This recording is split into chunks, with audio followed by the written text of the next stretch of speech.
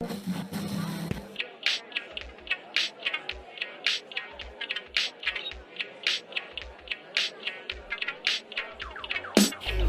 to all the geographers out there. This is a podcast for anybody studying GCSE geography for AQA, but especially to the amazing students, to my wonderful, wonderful class at Wilden School. This is for you. There are going to be some resources to go along with these podcasts, and I would ask you to also subscribe. I'm on Apple Podcast or Spotify, take your pick. Right, today's focus is all about rivers. Let's have a quick recap of river processes first of all. So we've got erosion, we've got weathering, and we've got mass movement. Three main processes which are helping to shape our rivers. Erosion involves the wearing away of material. So our water in our river is going to be scouring and eroding the river bed as well as acting on the river banks. And as that material gets worn away, because that's what erosion is, the wearing away, think of sandpaper in your head for a moment there, we then also get the transportation. That material gets moved. It could be fine particles like sand, it could be larger things, stones, pebbles, shingles, and so on. And that actually gets transported downstream, down the river. And then finally, we actually have got something called deposition, where something is dropped off, where it's deposited. So that material that's been eroded and is moved, eroded and transported, will get dropped, will get deposited. And this normally happens in the lower course. This is where the river's going to be wide, but it's flowing really slowly. It's going to have less energy to transport that material. So we've got our erosion, transportation and deposition. We've also got weathering happening. Weathering is the breakdown of rock that happens actually in place. And then with the process of mass movement, so imagine I'm taking you up into a highland area, so not where I'm from. Southampton is pretty flat. Let's go a little bit higher up, perhaps a beautiful upland area. We've got some lovely V-shaped valleys. So our river is right down in our bottom of our V there, and perhaps you've had some weathering happening on the slopes. We've got some loose material, and mass movement will actually be bringing that material down into the bottom of the V-shaped valley, down into the river. You might also know as mass movement, we can sometimes call it like slumping, for example. So we have cliff slumping at the coast, so we've got obviously slumping here of the valley sides. You also might have heard of landslides, for example, mud flows, rock falls. These are all types of mass movement. So we've got those three processes operating, and what they do is they make some beautiful, distinctive, absolutely gorgeous landforms. So I want to focus today on the upper and the middle course.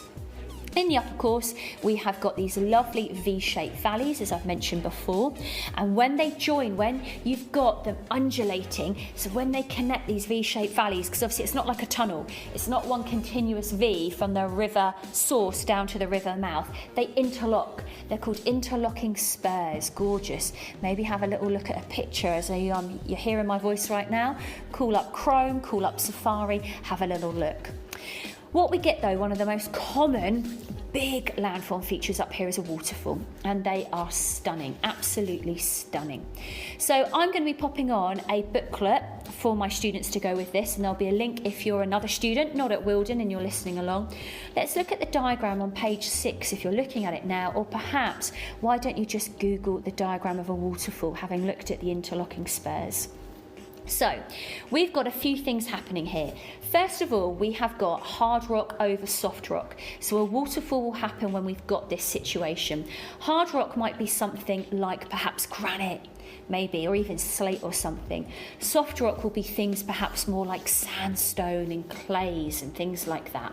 So you must have hard rock and soft rock, and your river water is running over your hard rock. But obviously the land is not completely flat and straight. It's not like the M27 motorways.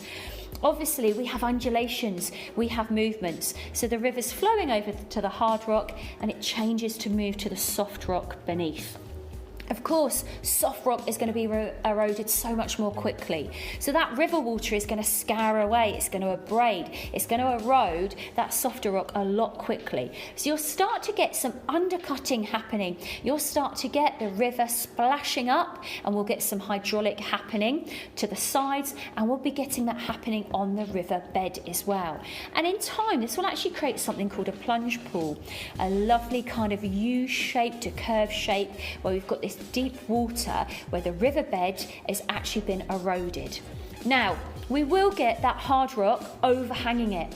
So it will take longer to erode and we'll get an overhang. But over time, that overhang will collapse itself. It will erode. It will take much longer than the soft rock, but gravity gives us a helping hand here. There'll be nothing supporting the overhang. And so over time, that overhang will collapse and will break into the plunge pool itself. And we will get our hard rock continuing to move back with our soft rock. We will get a retreating waterfall. The waterfall will move back over time because we're going to be losing and eroding rock. So the waterfall retreats upstream and it leaves something beautiful called a gorge. I always think of gorges. They are stunning. These are where you're carving out the sides as the river is obviously moving and eroding, and we've actually got our rock actually eroding backstream. They're lovely, steep-sided gorge. You've got the vegetation clinging to the sides. They're lovely, absolutely lovely. With this though, I want to actually mention what do I want to mention? Oh, that's what I want to mention, rapids. You will also get, as you're moving down the river, you won't just get a layer of hard rock and soft rock in terms of one layered on top of another, like layers of a cake, one on top of another.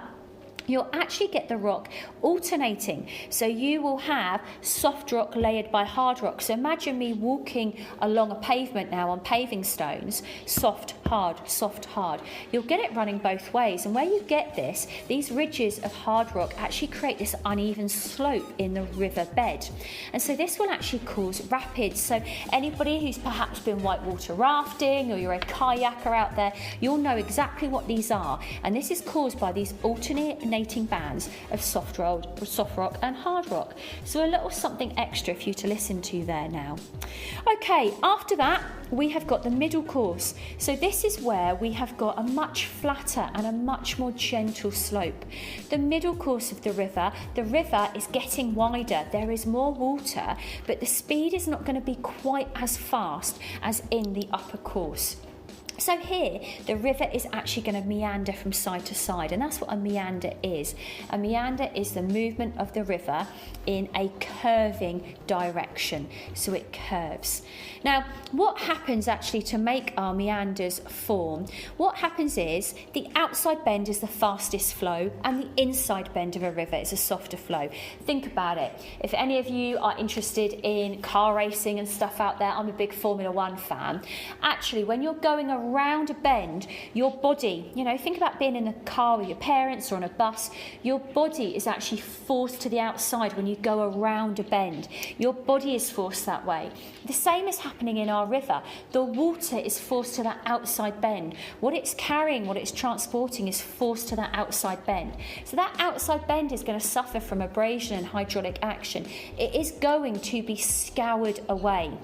And we're actually going to get a river cliff forming. We're actually going to have pieces of that river bank falling into it. And the river's actually going to be eroding laterally, sideways, lateral erosion.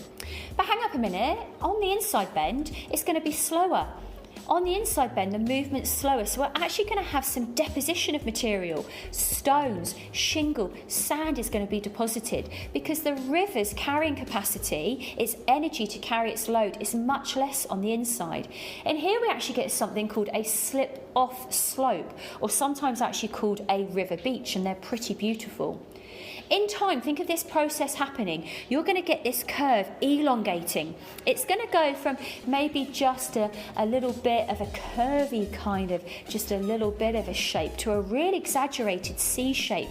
It's going to elongate even more until eventually the river will just bypass the curve.